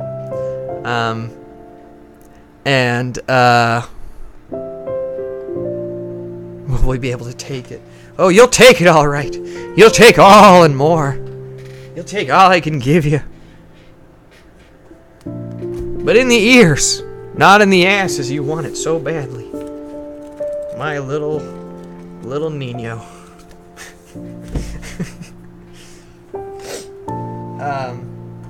But the fanfic is like totally serious. I'm totally serious about it. It's not gonna be funny in any way. Because it's my writing, so of course I care about it, and I want to give it serious time. She didn't take this seriously, clearly, with all the gay innuendo and hyperbole. I mean, look at this little face. Look at this little boy. He's gonna take it.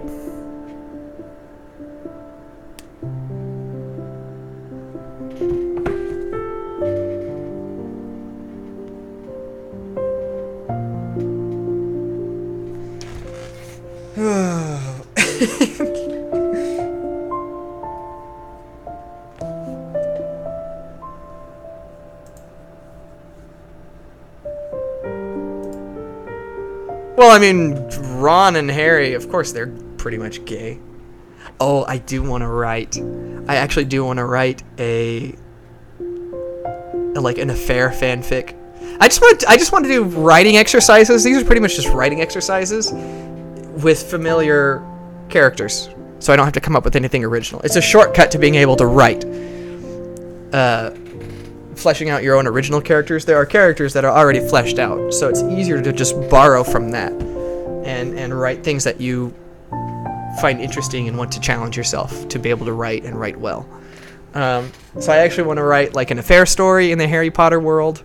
I want to write a murder mystery like the books. I mean, all these books are murder mysteries.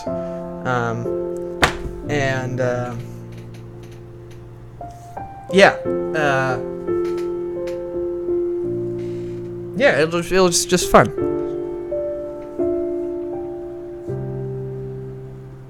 Just give you the excuse. Dumbledore! Snape, I want to see your hot hole.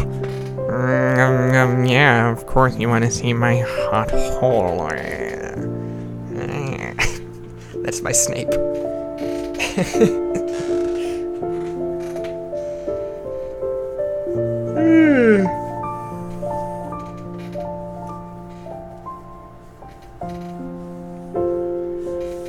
Illustrations by Mary Grand Prix.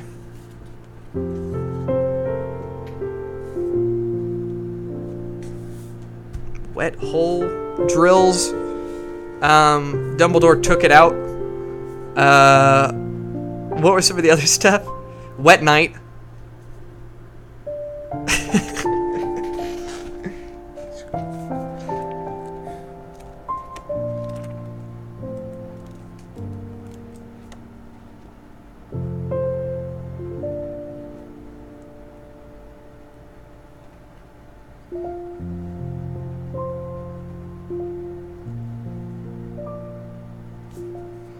He flicked it open, held it up in the air, and clicked it.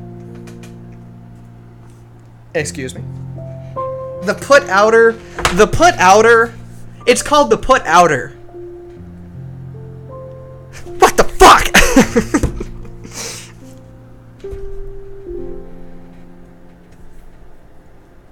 Oh, the Fantastic Beasts movie? And we want to talk about what's wrong with that? Is that what you mean, Birchall?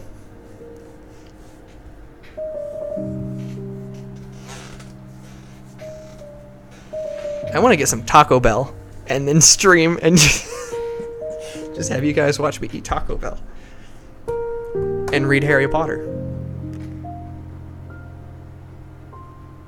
Swallows, and you'll be able to take it.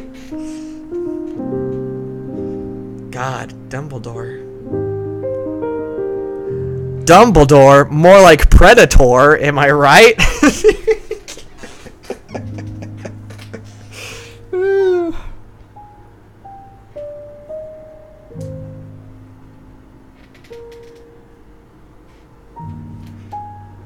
My favorite thing from Taco Bell, it used to be the chicken burrito, but they took out the red rice and put the lemon rice in there, and the lemon rice sucks asshole. It's not good. I want my fucking red rice. And the chicken burrito was perfect. It had everything I love in it. Chicken, cheese, rice, and that was it. That was it. And then what I would do is I would actually order nacho cheese on the side and dip it. Oh, baby. So that was my favorite. Right now, it's like kind of back to like the quesadilla or something. But the quesadilla is very expensive for what it is, so. Because it's just meat and cheese, but it's like $5 for one, and it's not very filling. You know, it's wafer thin. I think there's a Cruncherito or something. I like that too. This is what the stream has turned into now. Me talking about Taco Bell, the Taco Bell menu. What's your favorite thing from the Taco Bell menu, chat?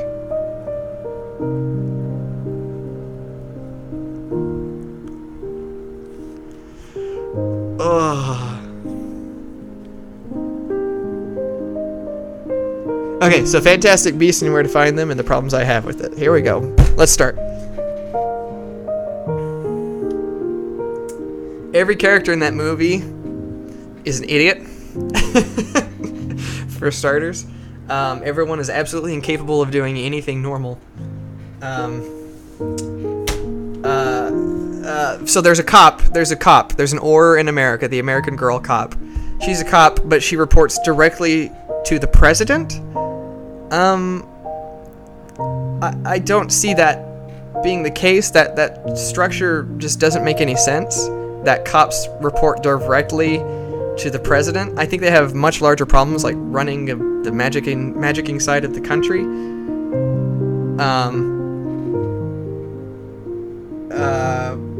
God, I'd have to be watching it. Like, I wish we could do this, but YouTube would never allow this.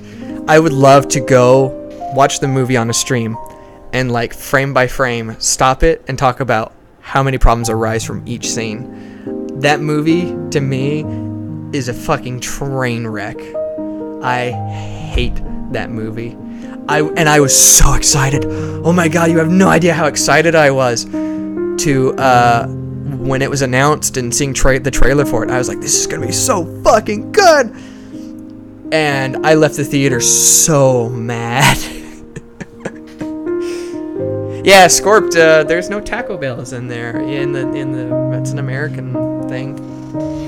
I don't understand how McDonald's can make it across the pond, but Taco Bell can't, and other fast food restaurants. Do you guys have Popeye's chicken? I think you guys mentioned Popeye's chicken the other day. Somebody did. Someone that I either think is from the UK or is from the UK.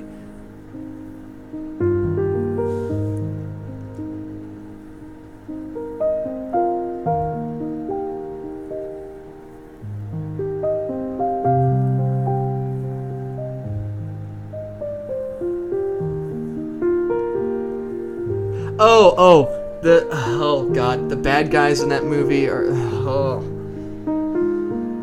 Mo from the Three Stooges. They're like they try and make you think he's not the bad guy, but they frame him as if he's the bad guy the whole fucking movie. But the movie tries to go out of its way to convince you it's the little girl that jumps rope, but we never spend any time establishing that this little girl even matters. To the point that when they were like, oh no, I thought it was the little girl, but it was actually you the whole time, I was like, how did you not know? Like, it's just so poorly done.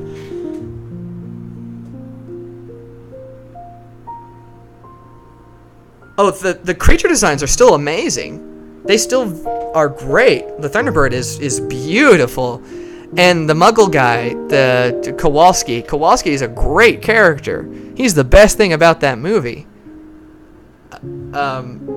He's the only character that really actually makes sense and actually acts like the character fresh in that situation would act, but in a comedic way. It's perfect. His performance is perfect. I don't mind Scamander's Eddie Redmayne's performance in it. I think it's an interesting choice to make him like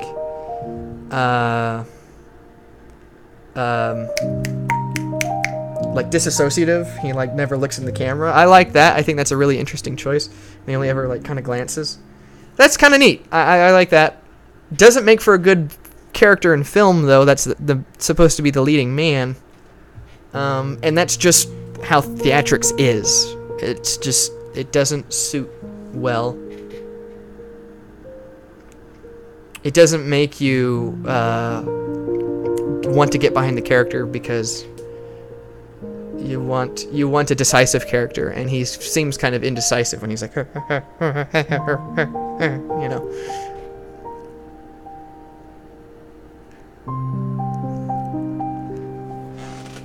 Shall I explain the plot? So the plot is, a wizard comes to America.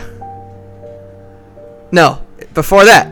The plot is, black smoke is attacking buildings in New York and blowing things up. Muggles can't see it. They can't see this. It's an invisible gas. It's blowing things up. So they're like, oh no, it must be gas lines. The wizards are investigating. The wizard police are investigating and following this thing. One police officer seems to be following it closer than others, and he's got a stupid haircut. He's got that stupid bald on the side, ducktail on top haircut. And so that's the beginning.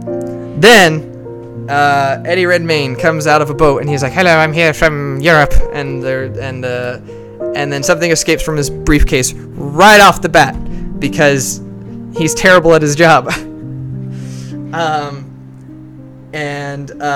It goes to a bank. It's an animal. Jedward. Yes, Jedward. Yeah. It is Jedward. Yeah, I watch enough Edward Norton to know who Jedward is. So a little platypus. A platypus escapes, and it's a platypus that loves shiny things. So it goes into a bank and is stealing coins. And meanwhile, there's a Muggle man, and he's got a bakery. He's trying to open a bakery, but he needs monies to do that. And so the little platypus gets inside of the vault, and Eddie Redmayne, oh no, he's got to get inside that vault to get the platypus. So he Alohamoras the vault and gets inside.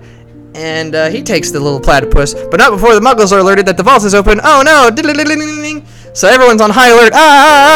Meanwhile, there's a woman, a police woman, who sees Eddie Redmayne doing all sorts of magic, and she's like, "I gotta stop that." So she is following Eddie Redmayne, Dr. Animals, and she is going to arrest him for using magic in public. So he gets his platypus, and she, what also happens? In the chaos, they switch briefcases, right? Something like that happens. God, this movie. This movie is so bad. So they switch briefcases. For some reason, Eddie Redmayne holds on to this guy so that it can witness the birth of a magical creature. Why did he do that? The rules are the same in England to not show Muggles anything magical. So he's like holding this guy like really close, and he's watching this egg hatch. And the Muggle guy at any point could have pulled a pistol out and shot him in the liver for being weird and having monsters in his pockets, having Pokemon essentially.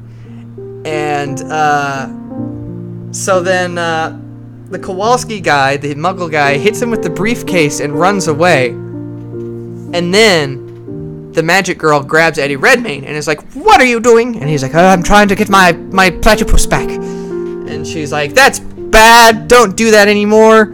I'm taking you into to base, home base." And he's like, "Oh no, don't do that." Meanwhile,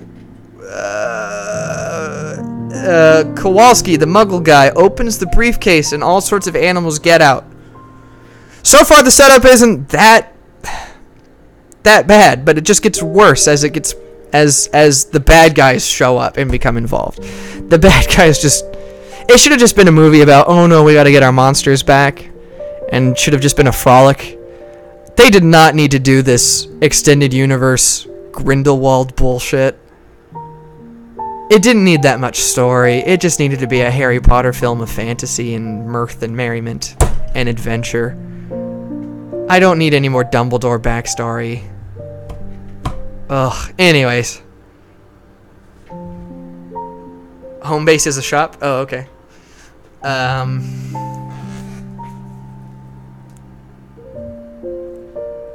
It's not Britain. Sponsored by Habs.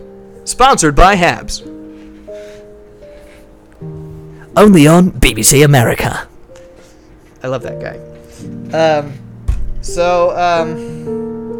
Dr. Animals realizes, oh no, I gotta go get my briefcase back because I have dangerous animals inside of there that are misunderstood.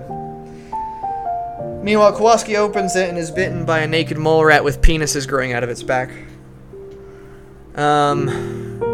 And that apparently is going to make him shit lava or something. If you're bitten by this naked mole rat, it makes you shit lava. So says Dr. Animals at some point. So Kowalski gets sick, and Dr. Animals has to administer a suppository to him once every 45 minutes so that he doesn't die from lava shooting out of his asshole. So that's fine. That keeps them together. That's a functional way to keep them together.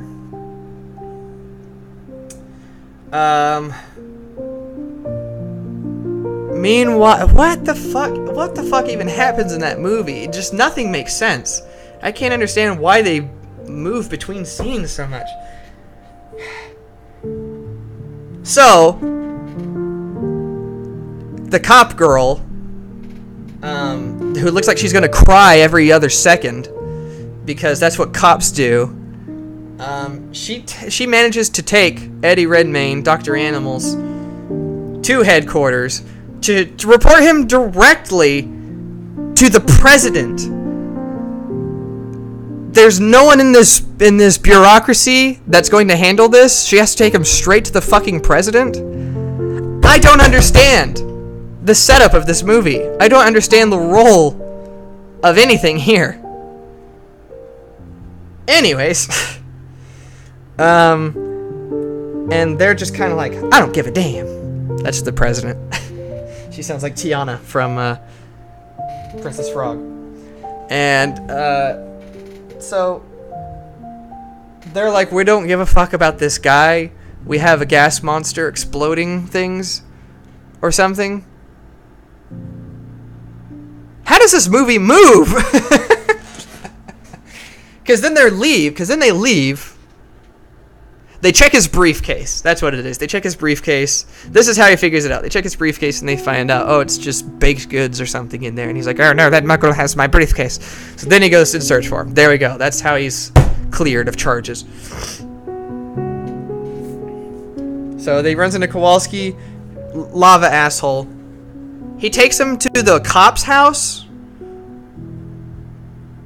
I don't know why. When the cop girl has proof positive that there are monsters in New York, she should be able to go back.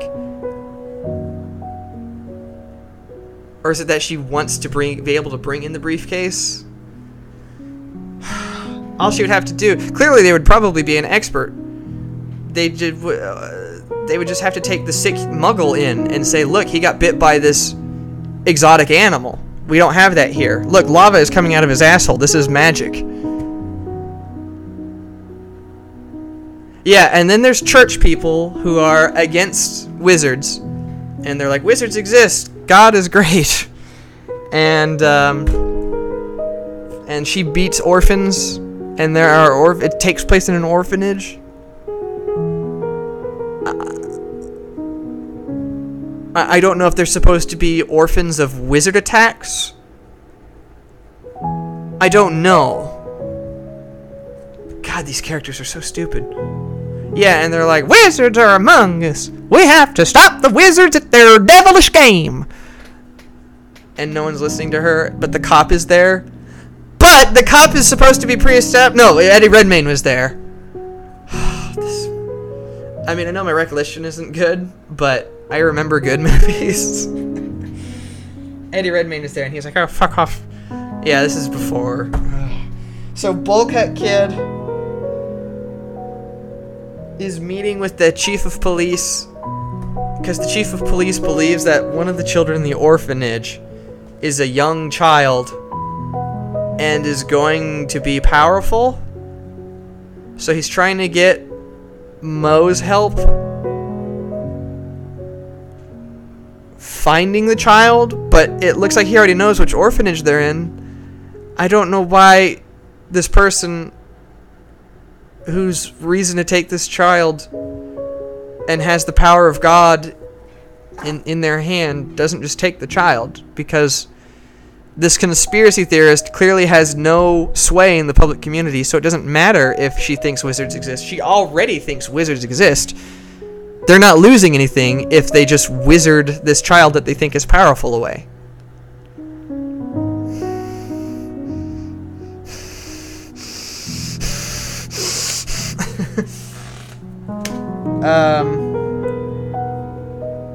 God, this movie has so many fucking characters. So not only are we following Mo, we're following the church lady, we're following the cop lady, we're following Newt Scamander, we're following the cop, we're following the president. All of these people have interests. My God, the Harry Potter movies, they just follow the three fucking kids. Because not only does the church lady, no one listen to her, but she does have one person who listens to her, and it happens to be a governor's son. So the governor's son, or a guy who's running for governor, or mayor, or it doesn't matter, some official position. And they own a newspaper. God. So they have a meeting where they try and get Mo and his mom in front of the governor so they can print her story. And they're both just like, you're freaks, and I hate you. Even though seconds ago they're just like, just get these people out of here. We don't want to hear this story. Then all of a sudden it changes, and the guy leans in and is like, you're freaks. And it's like, where did that come from? It seems like you didn't care about them before. The direction and your motivation completely changed. I don't know why that happened. Bad direction or bad writing. I don't know who. I don't know where. It's one of those two.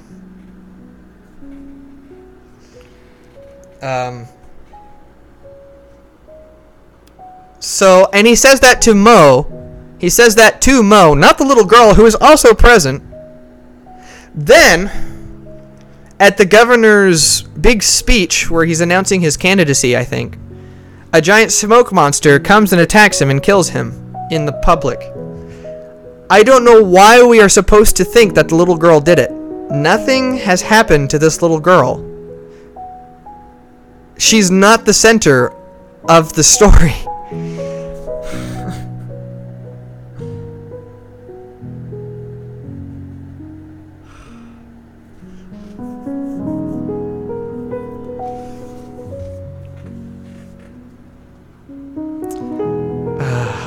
Yeah, Antichrist for sure. I don't know. I've said enough about it. I'm done talking about it. It just gets me worked up, and I don't want to shit on things anymore because it just doesn't matter. It's a silly kids movie, and I'm getting eaten up over it. It just doesn't matter because I'm working on my own things.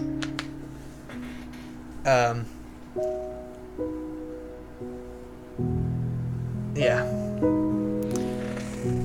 And these are opinions. These are opinions. These are not criticisms. These are opinions. These are my opinions of why I personally don't like this film.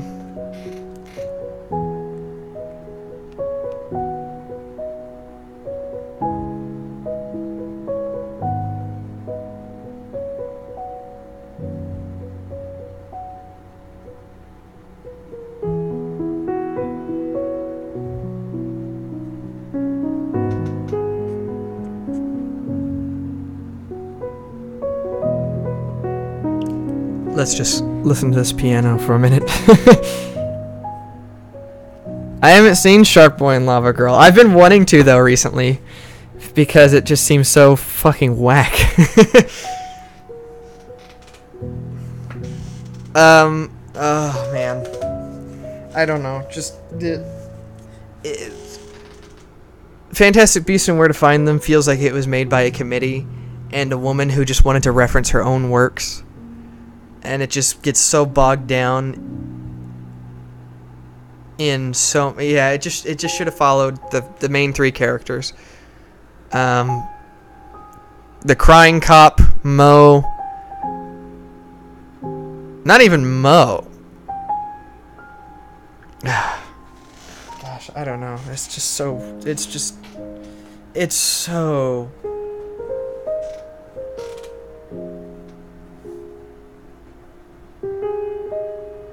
The Room. Oh, man. You guys having fun? Have you been having fun in the chat? Hanging out with me?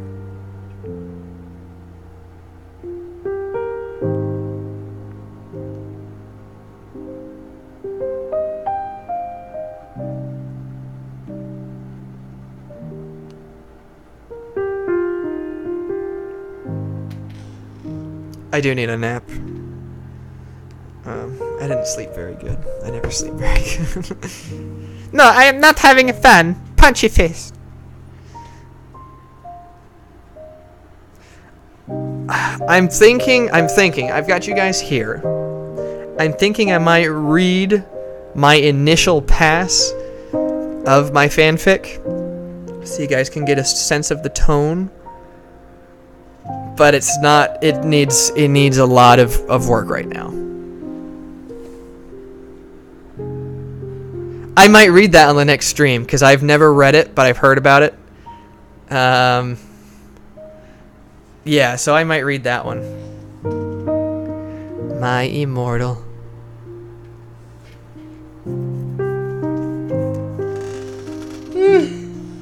But I want to finish Harry Potter. Did you guys like the read through? Was that entertaining to listen to? Did you find it soothing and relaxing? Do you want to hear more? Is what I'm getting at. Because that's what I'm trying to do. I was trying to find the books on tape on YouTube, read by Jim Dale, because that's what I grew up with. So I could just listen to it in the background and draw and work on stuff. Listen to it and write my own fan fictions as I listen to it too. But there weren't any on YouTube. They were all read by. There was two, and they just weren't. The quality wasn't very good in the audio itself. And so I was like, oh, that's kind of disappointing. And so I was like, well, I want to do my own then. That'll be fun for me. It'll pass the time, and I get to share something with you guys. Because I know a lot of you guys haven't even read the books, just the movies and stuff, and they're pretty different. Do what you feel like doing, boy. Well, I will. Thank you. All the fanfics. Bye, Katie. Thank you for joining us. I hope you had fun. I hope you enjoyed listening. I have no idea. This is a trial. I'm trying to figure out if you guys enjoy this and if it's worth doing. I mean, it's worth doing because I'm having fun, but I want to make sure the audience is having fun too. Oh, okay. Yeah, that's an interesting point too. Voltaire.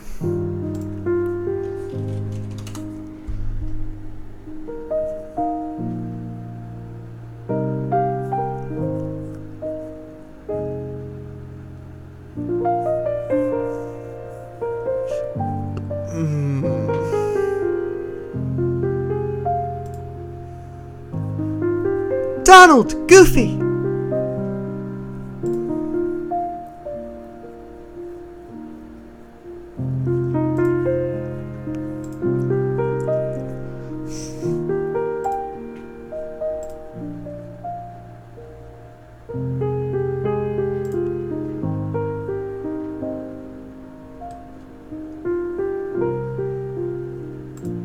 Yes. Valvatores. Vile. I am Vile. Your arch nemesis.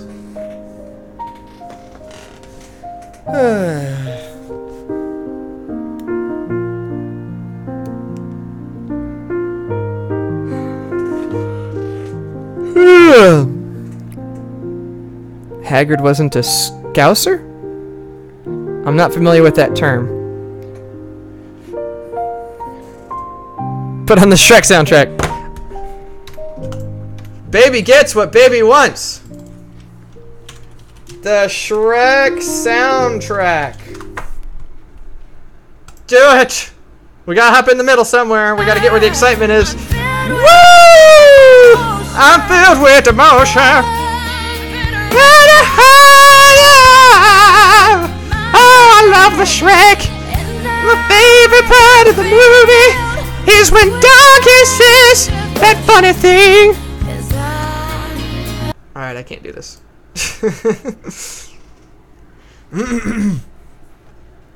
It's all Ogre Neil.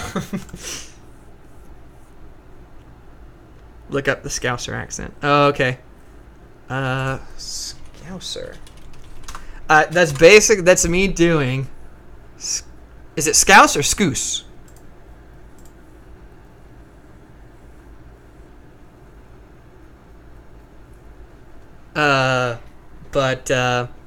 That's me doing. What the hell is his name? Hoggle from the labyrinth. Hoggle is Hoggle's friend. Like, it's basically that, but Trying to keep it lower.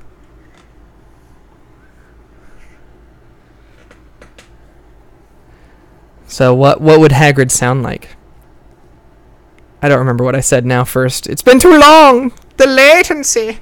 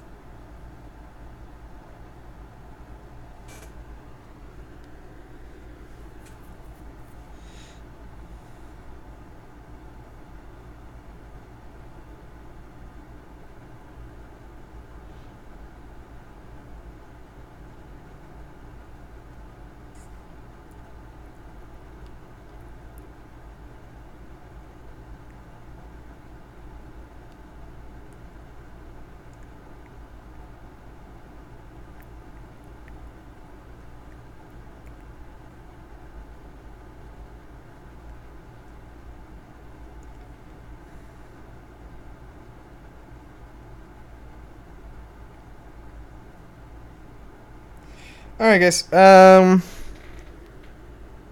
think I'm sorry for the dead silence and all that stuff. I think I'm going to be heading out now. I gotta get some other responsibilities taken care of now. We were on here for, what, an hour maybe? Hour and a half?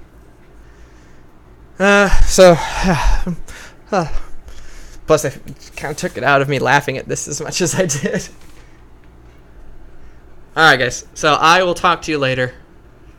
Bye!